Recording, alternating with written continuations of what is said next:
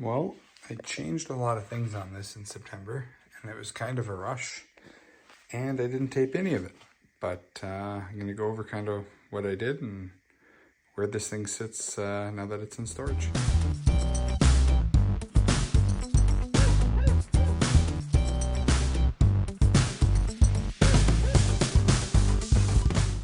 So the long and short of this, essentially, threads got mashed up in the header when I was changing an O2 sensor, and I had two ways to go with this. I could plug it up, take it to an exhaust shop, and get them to weld the bung in, but the headers were old, rusty paste setters that were honestly kind of past their best before date. I had cats that were like hodge-podge V-banded together with stock intermediate pipe with an aftermarket Flowmaster muffler, some Raven knockoff muffler. I did not like the exhaust on this car.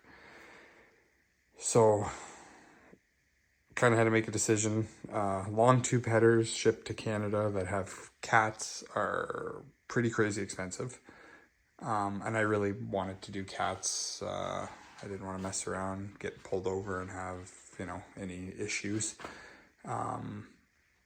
So what I ended up doing, I found a set of very, very, very easy to show you here, low mileage manifolds. I think these had about 20,000 kilometers off them. In Canada here, they're in Alberta. With the Y-pipe, with the cats, with all the brackets. Got that shipped here. And then I picked up a new Hooker Aerochamber Catback. Kind of went full all-nighters on this thing to get all of that done and installed.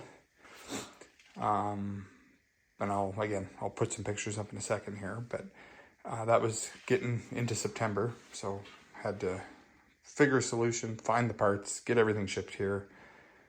Got all that put on. Quite happy with how it sounds, and I'll put a sound clip up at the end, but obviously a little less raspy. But ground clearance is great. I don't have to worry about leaks. I did all new gaskets and everything on it. Down the road, if I wanted to do long tubes or whatnot, at least I have the factory proper exhaust, have all the air tubes hooked up, all the right gaskets, connections. It's kind of back to how it should be.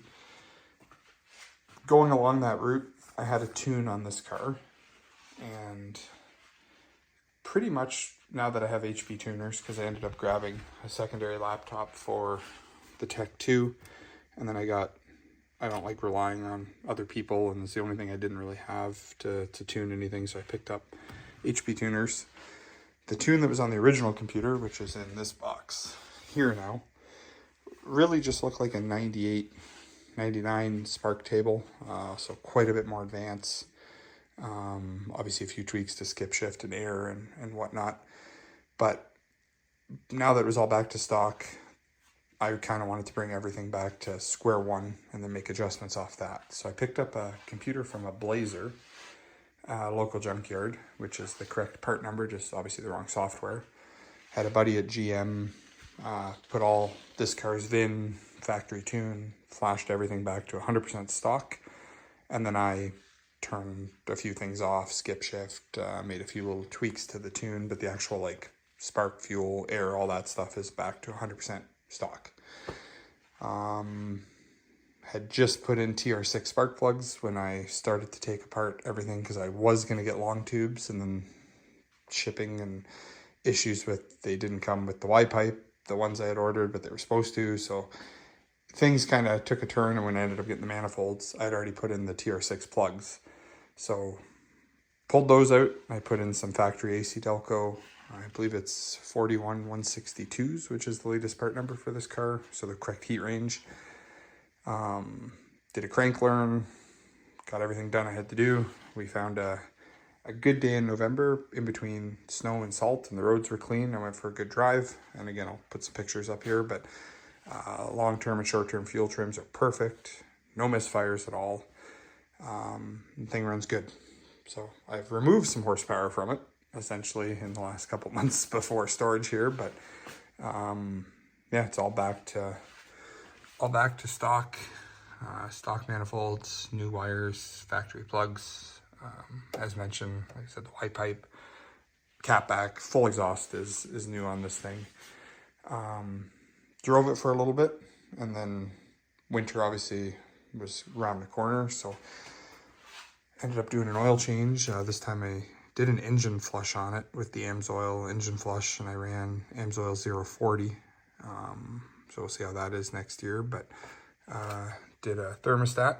I was getting due for that. New lower rad hose, coolant flush, new parking brake shoes, did a brake service on it, greased everything up, so it's pretty well ready to go here. It's just now snowing and sitting in storage, but it's running good. Like I said, all the trims and misfire data and everything is fantastic on the drive I did.